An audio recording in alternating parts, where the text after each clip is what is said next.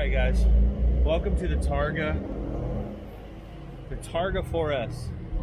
992 911 Targa 4S. Now, we're about to get out. I'm going to put the top up here in a sec, but we'll do a walk around first. So I just wanted to say thank you to my buddy Andrew Pappas for letting me actually take this car out for review. But the reason, nose itch there, the reason I say that, sounds so good. The reason I mention him because I'm going to put his info in the actual description of the video. But the reason I mention him is because this car is going on PCar Market for sale. This thing is sitting right around the 850 mile to 900 mile mark, 898 actually. So I just wanted to mention him, and I'm going to put all his info in the description. So make sure you contact Andrew Pappas, the driver 88 on Instagram. I want to thank him for letting me review this car. I want to thank him for letting me actually, take it out for the evening. So let's get the review started. This thing's nice. This thing's called Night Blue. It's a 911 Targa 4S, so meaning it's all-wheel drive. It has a 3-liter turbo in it, so it's pushing out 443 horsepower and I believe around 390 foot-pounds of torque. I love this Targa with the night blue and then the tan interior. Oh, it looks so good. And the new interior update, right? I wasn't sure about it 100%, especially with the cup holder being right here. It is a little weird, when you're kind of have your arm there and it's sitting. Takes some time getting used to, but I am enjoying the new interior upgrade. And we'll talk a little bit about more of the driving, but the double wishbone front end on this thing, man, Porsche really locked this one in on the 992 chassis. And the looks of the chassis, it's hit or miss for some people, right? Some people like the 991 better, some people like the 992. It all comes down to personal preference, really. So I'm not going to talk too much about the styling of this car. I mean, the styling is different, but I'm not going to talk too much about the styling. It's because if you're watching this review, you probably already are interested in a 992. You probably already know about a 992. You probably already understand and done your research on the 992, all the intricate specifications and details. So in this review, I really want to talk about how this car handles, how is it like driving a Targa, and what does this particular car feel like, especially since it's going up for sale. And everyone should go check out the PCar auction, which I'll put in the description once it goes live. This video might go live a couple days before the auction. I love the visibility of the Targa. Look at that. It's like literally a 360, or no, not 360, I guess it's half, 180 degree panoramic rear window when the top is down. And this thing looks fire from the inside when you're driving and you look through the back and there's no visibility issues. There's no, oh my God, is somebody behind me? Are they not? I can't see my blind spot. No, this car has it covered. And first thing I wanted to note is I love that they kept the styling of the front end. That signature Porsche styling, didn't change too much of it, and it looks nice, clean, beautiful. A lot of people don't know, some people do. They did this cool little feature here where it's 9 and then 2, so the chassis is 992, so the fins are 9 fins here, 9 fins here, 2 here. Or some people could go 911, they say. So kind of a cool touch. I love the way the taillights go all the way across. This night blue is an amazing finish. It has such a rich look to it during the day, and then right now we're kind of in some shade, so you can't really see the full rich look, but I think you capture some of what I'm talking about. Now, we'll go for a drive, see how it feels. I'm very excited. I literally just drove it about 6-7 miles to my house. I'm excited to see how this double wishbone front end feels. Since this 992 chassis is not the same as the 991, it's a lot different. So we will see here in a second. Now that we're inside, let's start this thing.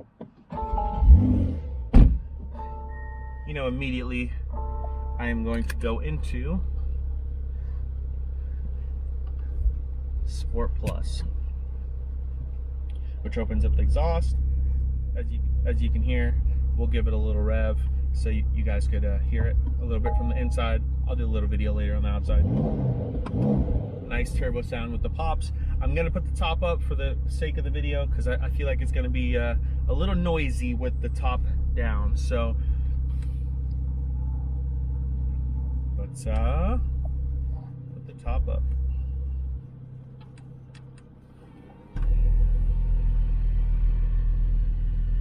A little bit of a process here. So, let's see how long it takes. Oh, not too long, it's pretty quick. Everything locks into place. Obviously everything's automatic. Then if you continue to hold a button, the windows go up. So now that we're in here, it's a little warm outside, so we'll throw on a little bit of AC and we'll get this drive started. So first things first, visibility. I talked about it earlier. Top up, top down, obviously it's the same. But when you have the top down, it feels like you even have even more visibility just because everything's so open. So I got it in Sport Plus and I put it in manual mode. And immediately earlier, because I did drive this car a little miles before I started this review, but immediately what I felt in the car, the steering. The steering feels so nimble, so crisp. I'm gonna drive my GT3 RS tomorrow, but you know, this double wishbone really taking this Porsche chassis dynamics to another level. You know, just when you think this brand can't do it any bit better, can't do it any better, the brand outperforms itself, really. You know, it's just those little intricate changes, this small thing here, this small thing here, that small thing here, that results in a perfected chassis, right? Because these little small changes are the minute changes you need. You don't sometimes need a lot of big changes, especially if a chassis that already works. It's nuts how quick this thing is. 3 liters, twin turbo, so quick, so throttle happy, so quick and responsive. All-wheel drive, it just grips. Those downshifts, you know, that Porsche PDK, just so quick. Two gears right there. It just goes through gears so fast, and that's how Porsche really, they dial their transmissions in. You know, they really dial their transmissions in. I think the best transmissions out right now are Porsche and BMW. For double clutch wise, I think, and manual obviously Porsche, but let's just talk PDK and double clutch. Porsche 1, BMW 2, and I've experienced both of them at high levels. Progressive driving, soft driving, regular driving. Nothing comes close. Nothing comes close to these transmissions, right? So if you're an auto manufacturer watching this, you really need to take some notes on how these transmissions are being configured, how they're being tuned, because everyday drivability, gas mileage in this thing, performance, if gas mileage is what you care about, performance, the way the car handles, the way the car feels, the way the steering is set up. It's soft and then it's stiff and then it just feels so right when you want it to be right. You know, and then it feels so soft and smooth when you want it to be smooth, and it's just that chassis dynamic that's just perfectly perfected in these cars. And a lot of people said, well, the electronic steering is not going to make it feel like a Porsche. Well, it still feels like a pretty damn good Porsche to me. So you can be about your enthusiast level stuff, you can be about the conversation, oh man, I want to have the raw stuff, the manual, the 997. Oh, I've had that car, I've had the 997 GT3 RS, don't get me wrong, it's a great car, but I still don't think when it comes to 991, 992 chassis, now that 992 chassis are being more refined, more of them are on the road, more of them are being driven, more reviews are coming out, now me getting the opportunity to drive one. These are great cars, you know, these are good cars, these are great handling cars. I'm gonna get the opportunity to review also Andrew's new Porsche 992 GT3 in manual that's coming. So that new car coming in manual, oh my God, I cannot wait to feel what that car feels like, especially in comparison to my car having the 991 GT3 RS and that new GT3 saying so superior. It's going to really be, pound for pound, probably one of the best cars that I've ever driven. I'm very excited to drive that car. And these cars, you know, pound for pound are the best. And when I say pound for pound, I mean every single weight, every single ounce that's used in this car, from a design perspective, performance, chassis dynamics, fit and finish, interior, they do it the best. I haven't met a manufacturer that does it better. And I'm not counting hypercars, not counting that shit. So before you go in the comments and start saying, well, this Koenigsegg, blah, blah, blah, this Rolls Royce. Listen, I'm talking about for an ultimate all-around perfection of a car. These Porsches 911 chassis are just insane.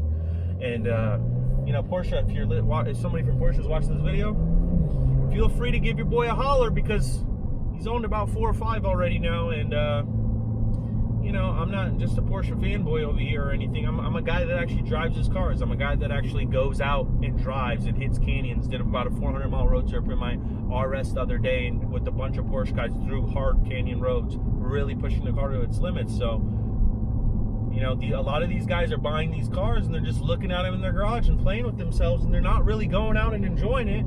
And you know, to be honest, it's unfortunate. It makes it bad for true car guys like me, true car guys like my buddy Andrew, true car guys that really want to enjoy the car and put miles on it and really take it to its limits. You know, it's really unfortunate to see these cars, you know, just not being used. You know, just oh, they're just sitting around. Oh, I'm just, you know, waiting 5 years for them to collect dust in some way, shape, or form, and then you know, not use them for what they're intended to be used for. So smooth. That was half throttle, just that torque and the power band, just perfection. So steering wheel, I'm loving this a little bit smaller steering wheel. I need to find out the diameter on these steering wheels, but these feel small and nimble. Maybe this one's leather and just skinnier in terms of radius, but feels really good. New interior update now. You either like it or you don't like it, right? So this is a Targa 4S. It's not like the GT3 or anything. I'm curious to see what the GT3 interior looks like. You know, there's not that much Alcantara in here. There's not that much fine finishing. Yes, you have the extended leather. So I'm curious to see what those, you know, high spec'd out MSRP cars are doing. But right here, this one, if you're gonna daily it, if you're gonna use it as a weekend car, if you're gonna use it as your only sports car and a daily or just a weekend or whatever scenario you want to use this particular car for, this is a perfect car. This car is going to go on PCar Market. This car is going to be for sale. So make sure you contact my boy Andrew. I'm going to put his description. I'm going to say it again because, you know, a lot of people have bad ears and they can't listen these days. So the Driver 88 on Instagram, and just so much fun. It's so smooth too. It's just refined, just like video game smooth almost, you know, but fun, enjoyable. Really makes it feel like makes you a better driver. You can really push it. So now we're gonna hit some corners up here. We're really gonna see how this chassis really does and how it really feels.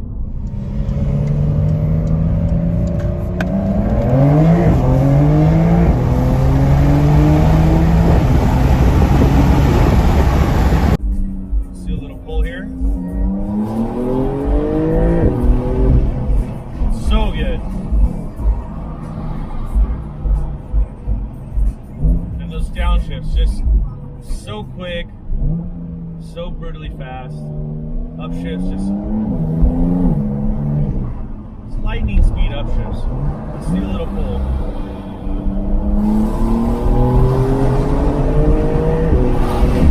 Woo! Such good, smooth, linear power. Everything you want out of a sports car, everything you want as a daily, everything you want out of a car everything you want out of a car. I mean, it's perfect. It's perfect out of the box. That's the one thing that this manufacturer has going for themselves that I don't know if any other manufacturers really do. I think my M3, I'm really loving my M3, you know? I'm really loving my M3. It's really out of the box. It's really good. Porsche, out of the box, probably one of the best, if not the best, out of the box. And I'm talking about for cars that people can afford. You know, I'm talking about cars that, you know, it's attainable. It's not a fucking hypercar. It's not a supercar. It's not a car where it's like, oh my gosh. Let me compare a $900,000 car to a $150,000 Porsche. But it's funny because the comparisons of that are actually happening. It's because these cars are that good.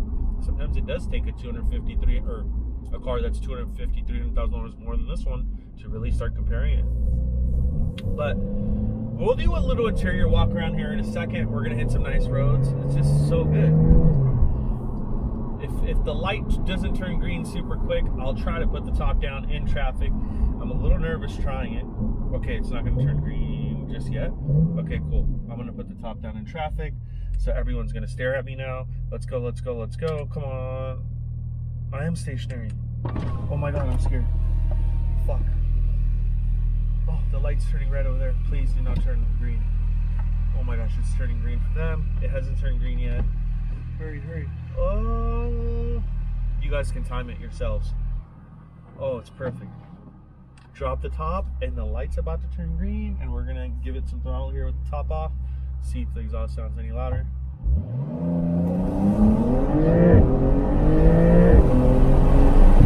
Woo. So good. So good. And you know what? Now that we got the top off, we talked about the gist of this car. We'll get into the interior here in a second. But just feel this out. You know, these drive so good. People are buying Heritage. I don't understand why the Heritage edition of this car. Yes, I understand the Heritage side of it. You can look it up. I'm not going to go into it, but double the price, 3 times the price. This does the same thing, you know, and I'm talking about the Heritage Targa, by the way. But this thing for Targa, still stiff, still feels solid. We're going to hit some corners up here. We're in Sport Plus, so the chassis is all configured. So we'll see. This is my little spot to hit some corners. Let's feel it out. You know, downshift's good. Oh, braking is insane. Okay, that double wishbone really feels different. Feels so good. Planted. So good.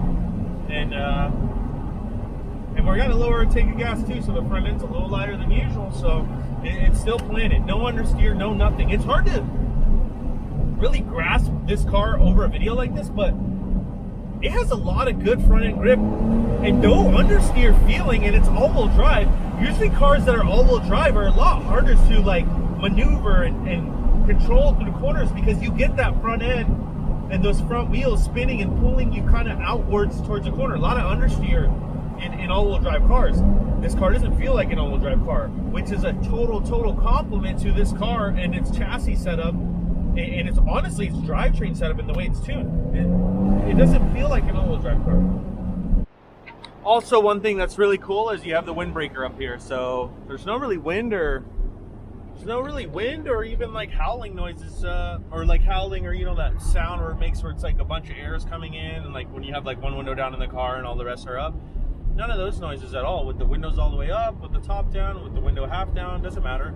So it's cool that they put the breaker up there, and the breaker hides away also, which is nice. So super cool little neat little feature.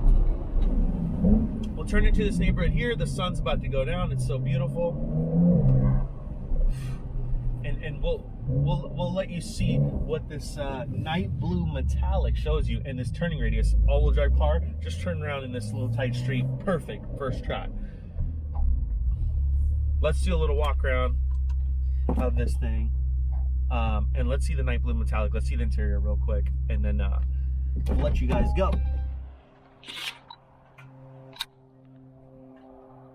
All right, let's take a look at this night blue real quick before we decide to walk around it, or excuse me, go inside of it. Look how beautiful this night blue is. This night blue metallic, just, oh, it shines so good. Just that rich color to it. Super rich.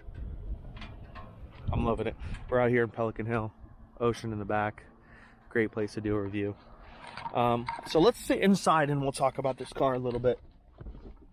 So first things first, steering wheel setup, right?